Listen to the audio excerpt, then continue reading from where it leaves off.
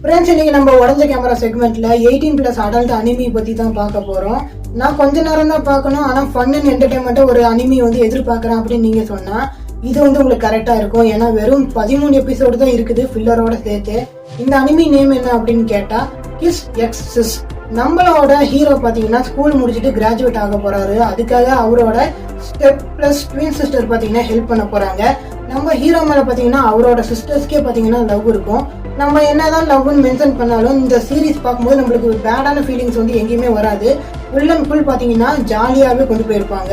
நம்ம வீட்டில் நடக்கிற காமெடியா இருக்கட்டும், ஸ்கூல்ல நடக்கிற ஃபன்னா இருக்கட்டும், அங்கங்க போற கேமியோ கேரக்டரா கூட இருக்கட்டும், செம்ம லூட்டி அடிச்சிருப்பாங்க.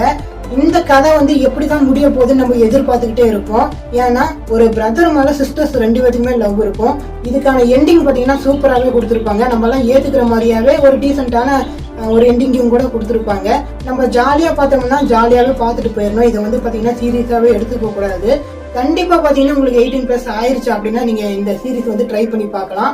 ஆல்ரெடி பார்த்துருந்தீங்கன்னா எப்படி இருந்ததுன்னு கீழே கமெண்ட் பண்ணுங்க.